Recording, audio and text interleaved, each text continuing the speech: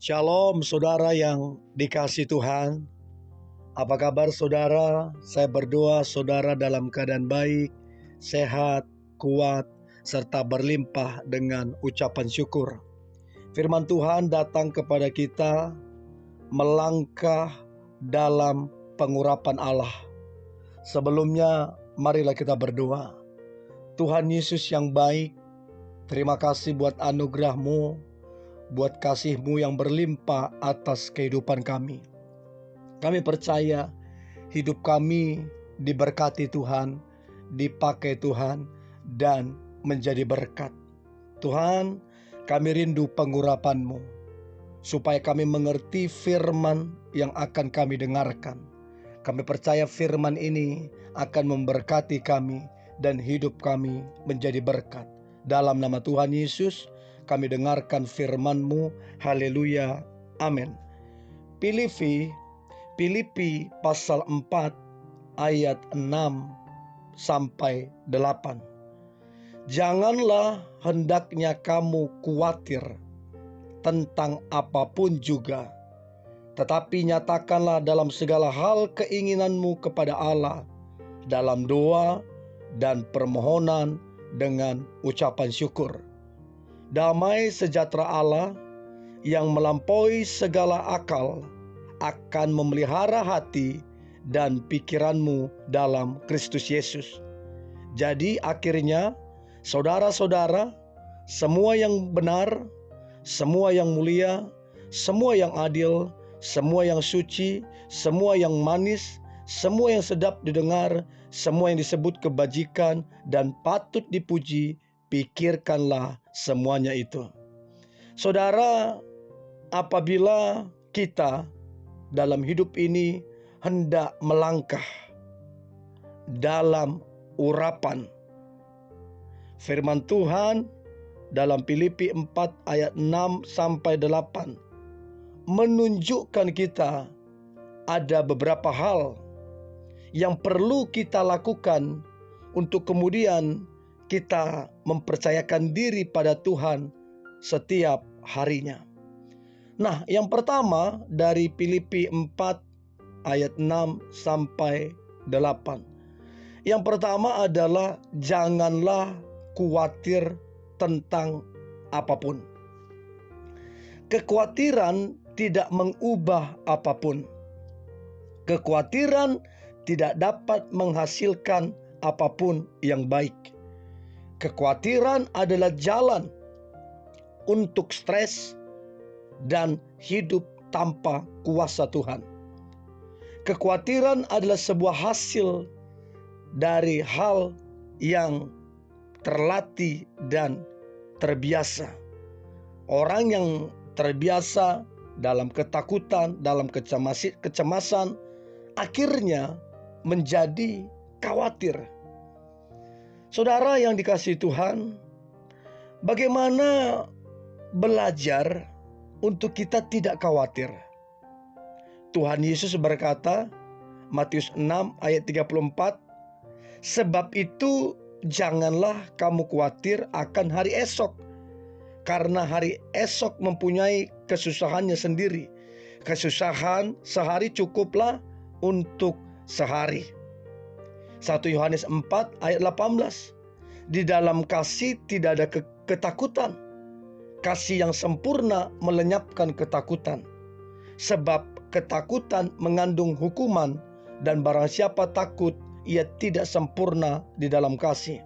Bahkan dalam Yohanes 15 ayat 5, akulah pokok anggur dan kamulah ranting-rantingnya. Barang siapa tinggal di dalam aku dan aku di dalam dia, ia berbuah banyak. Sebab di luar aku kamu tidak dapat berbuat apa-apa. Saudara yang dikasihi Tuhan, kita cukup tinggal di dalam Kristus, karena posisi kita adalah ranting-rantingnya. Namun saudara, iblis berusaha untuk membuat kita nggak fokus, berusaha untuk membuat kita tidak fokus kepada posisi dan pandangan kita kepada Kristus. Sehingga apa yang terjadi? kita khawatir, kita mengandalkan kekuatan diri sendiri. Akibatnya apa, saudara? Kita tidak berbuah. Akibatnya kita kehilangan sukacita. Akibatnya kita menjadi lemah. Akibatnya kita tidak berbuah banyak.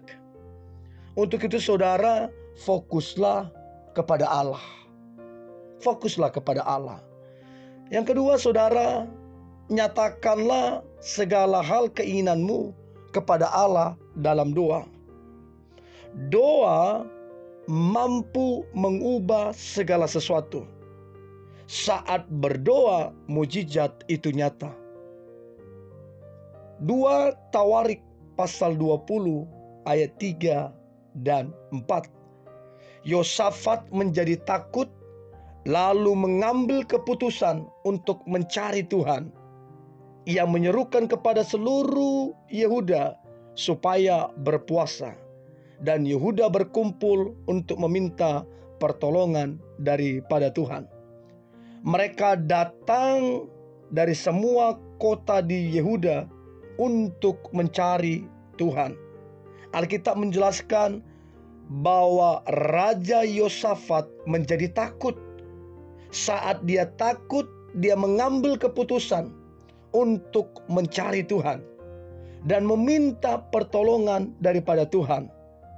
Saudara yang dikasihi Tuhan, ketika saudara takut, maka ambillah keputusan mencari Tuhan dan mintalah pertolongan kepada Tuhan. 2 Tawarik 20 ayat yang ke-6. Ya Tuhan Allah nenek moyang kami, bukankah Engkau Allah di dalam sorga? Bukankah Engkau memerintah atas segenap kerajaan bangsa?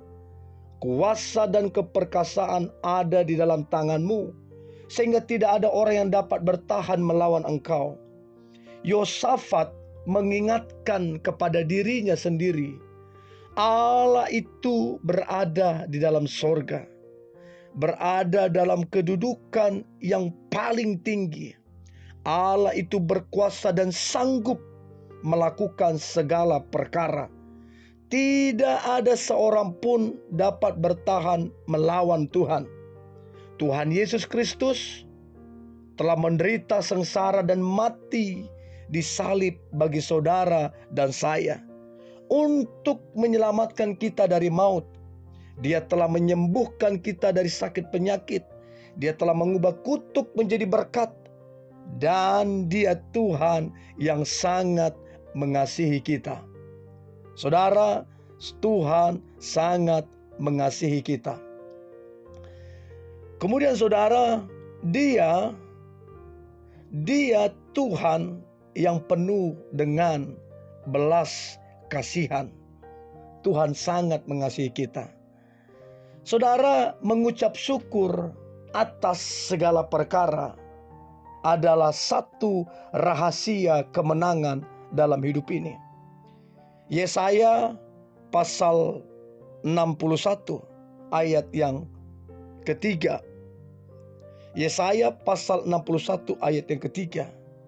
Untuk mengaruniakan kepada mereka perhiasan kepala ganti abu, minyak untuk pesta ganti kain kabung, nyanyian puji-pujian ganti semangat yang pudar. Saudara, apabila kita melatih diri kita untuk mengucap syukur kepada Tuhan, maka hal ini dapat meningkatkan daya tahan tubuh kita. Kita menjadi lebih kuat menghadapi segala sesuatu, tekanan, dan apapun itu. Untuk itu, marilah saudara mengucap syukur di dalam kehidupan ini. Dan percayalah, Anda akan berubah menjadi lebih baik, dan saudara akan berbuah, dan hidup kita menjadi berkat.